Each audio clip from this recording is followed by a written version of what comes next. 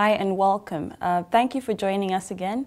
After we've heard a lecture given by Professor Frank Martin Belt on socio-ecological problems at both a macro and micro level, I'm here again with Professor Ken Peaty, who will answer our questions on Lecture 4, titled Sustainability on Consumer Behavior. Now, without wasting much time, I'll just dive into my first question. You spoke about consumer behaviors, and from what I know, being a conventional marketing student, as I mentioned earlier, you said we know that they're determined by choice and by preference. Now, does this therefore not make the whole idea of sustainability marketing a bit complicated? Well, I think it does in terms of trying to encourage consumers to make positive choices in favour of sustainability brands. And one of the points I raised in the lecture was the idea that William Kardash had back in the 1970s, that we are all potentially sustainable consumers, or as he put it, kind of responsible consumers at the time, in that really if we were given the option between two products that were otherwise absolutely identical, and you were told, but this one is better in terms of social and environmental impacts than this one, then most of us would choose the good one. So we know that people will choose the right thing to do very often. Very few people are just completely against the idea of greater social equity or greater environmental protection. Often it's a question really of encouraging belief with people that their choices can make a difference. And I think we know from the research literature that one of the key things that determines whether or not consumers will make that choice in favour of a more sustainable solution is that sense of belief. Do they really believe the product is genuine? I mean, because some consumers, if you look at the research data, will think, well, if they're offered, say, fair trade coffee, and that fair trade coffee costs a little bit more, that, well, is that really because the workers who produce the coffee are going to be paid more, or is it actually the retailer is just trying to take a bit more profit from me? So there's often a bit of suspicion and cynicism amongst consumers about whether buying a particular product or maybe paying a small price premium for a more sustainable solution, will that really make a difference? So this notion of perceived consumer effectiveness, I actually believe I can make a difference as a consumer, is very important to whether or not people do make positive choices. And often there's a lot of sort of negative information out there for consumers saying, oh, well, it doesn't matter what you do because it really just matters, how many coal-fired power stations are opened up in China will tend to override anything you as a consumer can do. So I think both at a government level and at a sort of commercial sustainability marketing level, it's very important to put the message across to consumers that their choice does matter and does make a difference. And we do know from many markets that where consumers do really get behind a new type of product or new type of service that's more sustainable, or alternatively do suddenly start to reject something they'd purchased before because they understand the damage it does. That consumers can change markets very quickly, but it often tends to rely on them believing in what they're doing as consumers and that it will make a difference. Yeah, I think in your answer we are clearly assuming that sometimes consumers do actually give great thought to the purchases they make. But you also pointed out in the lecture that sometimes, when you're buying, it's sort of like a subconscious decision, very much influenced by perhaps the brands that you have known in the past. Like I can tell you from my own experience, I walk into a store, I don't really look across the shelves. I know the soap that I use and I've used maybe consistently over time. So how exactly would sustainability marketing counter this kind of brand loyalty that consumers already bear? I think that's a very good question, because brand loyalty, we know, is a very powerful thing. We tend to trust the brands we're familiar with and that we know. I think sometimes if you look at particular markets, it's sometimes new and innovative companies that maybe start to push a market towards more sustainability solutions, but then perhaps it's the bigger and more established brands that actually do then pick it up. So there's quite a lot of examples of smaller companies almost acting as pioneers in a market and becoming sort of emulated by the larger brands who almost have to respond to the challenge of the new, more sustainable competitors. So you can look at a number of markets whereby actually the pioneering companies have ended up really being swallowed effectively by the big brands who were there in the first place, almost the brands they were set up to challenge. So if you look at Body Shop, it was bought out by L'Oreal a few years ago. Ben & Jerry's was bought out by Unilever. Green and Blacks were bought out by Cadbury's. So all these brands that were seen as quite iconic in terms of being innovative, sustainable brands are being sort of bought out by these big companies. Excuse me. There was even one local to me, a company called Howie's. It's based in Wales, a very sustainable, sustainability-orientated company. It really tried to be very strongly sustainable in terms of the products it made, the way it treated its workforce, the way in which it worked with the community. It was voted one of the top 10 coolest brands in Britain a few years back. But it did struggle to make a profit as a business and ended up being bought out by Timberland. Now, of course, you could say companies like Unilever, Cadbury's, Timberland tend to have quite good ethical and sustainability credentials themselves. But it's an interesting thing about these kind of new challenging brands being bought out by the big ones. And I think there's two interpretations of the story. You could say, well, partly that reflects the big brands becoming more sustainability orientated, and in doing that, they buy out these small companies in a way to learn from them, to integrate their sustainability principles into the bigger company. That's the positive version of the story. The more negative version of the story is, well, perhaps these big brands are buying out the small companies almost to counteract them as a competitive threat, that they can just become part of the bigger business and almost be neutralized as a strategic threat. And I think some of the cynics maybe think of it that way. I think one of the things we can say is that the big brands that are very well established, their consumers do trust them, and they tend to trust them to do the right thing. And I think that can put a sort of quite a subtle pressure on companies to change what they do. And I'll give you an example, which was Marks and Spencer, who adopted the use of free-range eggs as an ingredient in all their products. So in all their foods, they put free-range eggs in there as an ingredient. Now, when they did that, at the time, consumers weren't even demanding it. It wasn't something that was on the consumer's radar. They knew from the research data that, in a sense, they were ahead of the consumer in doing this. But the reason they gave for doing it was that sooner or later, they felt the customer would expect it. That Marks and Spencer are a very trusted company, seen as having very good ethical credentials by its consumers. And the company thought sooner or later, consumers are going to start worrying about free-range eggs compared to battery eggs. They're going to look at a company like us and saying, well, we're the kind of company that should be doing that. And so they actually got ahead of the consumer demand, really because they felt, as a respected brand, as one that was trusted by its customers, it needed to be ahead of the game. So I think, the big brand issue, I think, can work for sustainability and sustainability marketing. And if you look at the brands that tend to be leading on sustainability, it's often quite the big ones. It's the Toyotas and the Sonys and the Unilevers, and often it is the big brands of this world. Yeah. Okay, and who really starts this whole ball rolling of sustainability marketing? Can we leave it to consumer behavior? Because I think sometimes, like, when you want to implement a sustainable behavior, even in your house, you start to think, am I not the only one who's doing this? And that could be quite discouraging. So can we really leave it to consumer behavior, this? Yeah, that's interesting, because of course the pure marketing, excuse me, the pure marketing answer would be yes. The consumer should lead and the marketer should follow. I think one of the curious things is looking at a lot of the iconic success stories of sustainability marketing, certainly during the 80s into the 90s maybe, in that kind of green marketing era. A lot of the success stories were not necessarily very consumer driven. They were often driven by entrepreneurs with a vision of a more sustainable product or brand or way of doing business. So the Anita Roddick's of this world, people like Ben & Jerry's. So interestingly, we've often seen the beginnings of particular markets not being very consumer driven, being much more driven by idealistic entrepreneurs with a vision. And yet those businesses they developed, those brands they developed, did resonate with consumers. They did really like them and support them and tend to embrace them really very enthusiastically. So I think we don't necessarily have to wait for the consumer. And there's also this issue of latent demand. I mean, latent demand's an interesting question. It's the idea that you want something even though you don't really know you want something.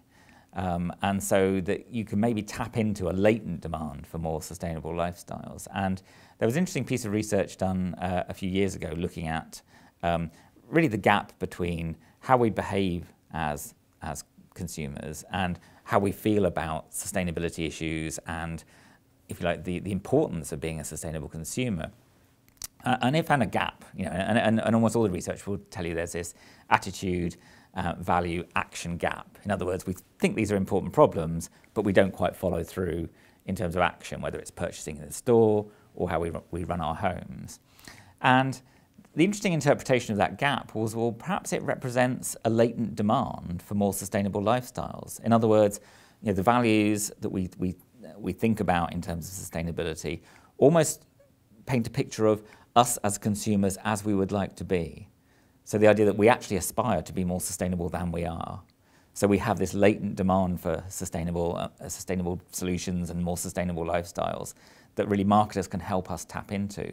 And this research really felt that a lot of the struggles that companies had within sustainability marketing was simply because they hadn't come up with the solutions that yet fitted well enough with that latent demand that consumers have for a more sustainable way of living. So the products, the services, weren't quite designed right, or they weren't convenient enough, or maybe they were too expensive, or there was something that was stopping the consumer embracing them. But actually, we would like to consume in a more sustainable way, if we could. Yeah, and what are your views on perhaps even state intervention in terms of guiding sustainable behavior? Because you know that well, I know the system here, at least, we have regulated recycling, where you recycle your trash. It's something that I'm sure has been implemented by the state. So how far do you see this going in terms of sustainability marketing? Well, absolutely, because I think there are always limits to what the individual consumer can do in terms of changing their lifestyle. And some of it will depend upon infrastructure, for example. So, it's very difficult to have a more sustainable approach to your waste disposal and recycling, for example, if the facilities to help you with that don't exist. So I think there are some elements that, yes, it has to be government intervention and regulation. I think, a pure reliance on the consumer to almost consume our way to sustainability isn't going to happen. I think that's only going to be part of the picture. I think what's quite interesting in terms of what we're seeing arise, though, is often more community-based solutions. So, as an individual, it might be very difficult to, power your home more sustainably, or deal with your waste in a more sustainable way, or even get access to more sustainable food.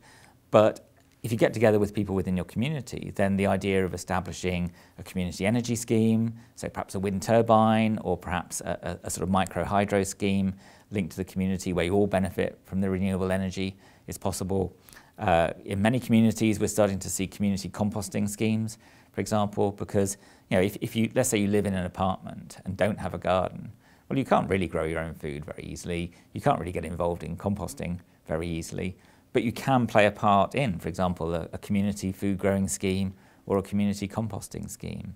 So I think part of the sustainability agenda and the sustainability marketing agenda is almost about empowering communities and consumers, often working in communities, to become more self-reliant, to find new ways of meeting their needs that maybe don't depend either on large companies or on government to provide the solutions, but are more self-generated solutions and creating more self-reliant and sustainable lifestyles.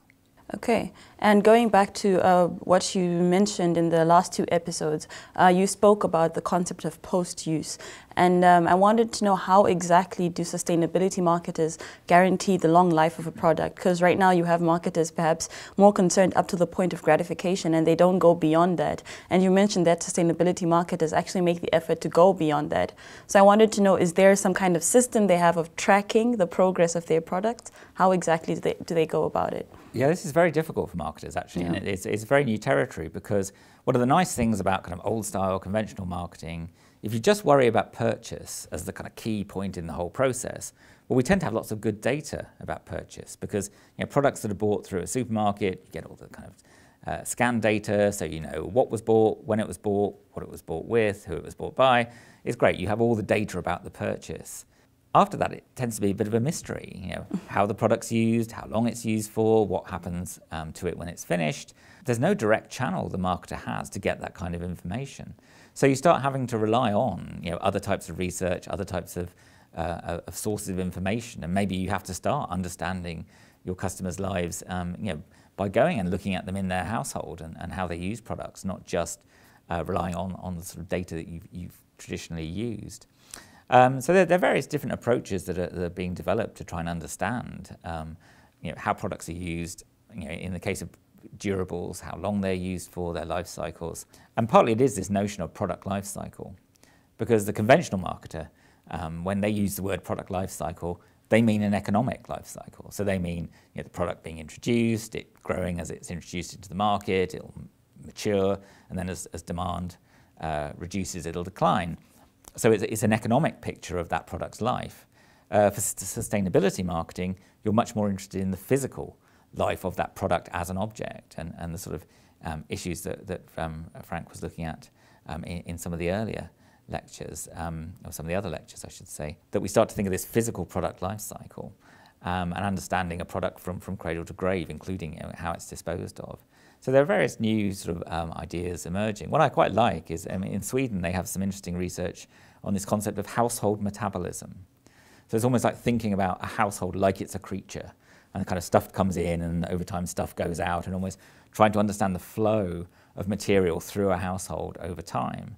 And we were doing some research within Cardiff about sort of waste disposal solutions for households in Cardiff, and really trying to interview people and understand the speed at which products do sort of flow through a household. And I think that's a very interesting and different sort of way of thinking about consumption. You also have issues of as we mentioned in some of the lectures, about this reverse logistics, this bringing the product back from the customer. And the project I was involved with earlier was with Mercedes-Benz, and looking at old engines and them reclaiming and reconditioning old engines, which was a very good economic move for them, very good environmentally, but very difficult to implement in many ways, because if you sell a car to a consumer, they may sell it to somebody else, who sells it to somebody else, who sells it to somebody in another country, and eventually when the car goes wrong and you as the manufacturer want to get it back and want to access the residual value from it and maybe remanufacture things like the engine, keeping track of that chain of ownership over time, so that when the car eventually breaks down, it's taken back to a Mercedes garage so that you can reclaim the engine. It doesn't just go to one of the independent garages in wherever the car has ended up. A very difficult problem for the company, and really for them, it's part of trying to develop this long-term relationship with the customer, so that you don't just bring the car excuse me, back to the garage excuse me, for the first 2 years while it's in its warranty, that for its lifetime you keep some contact with the Mercedes-Benz operation, so that you can bring that car back to them eventually at the end of its life. But it's a very new way of thinking about products and about solutions for marketers. And there's a move, really, this idea of longer lasting solutions. So Tim Cooper in the UK particularly is leading this idea of, can we increase product lifespans? Can we sort of go for product longevity, so that we move away from this rapid disposal sort of culture that we've had?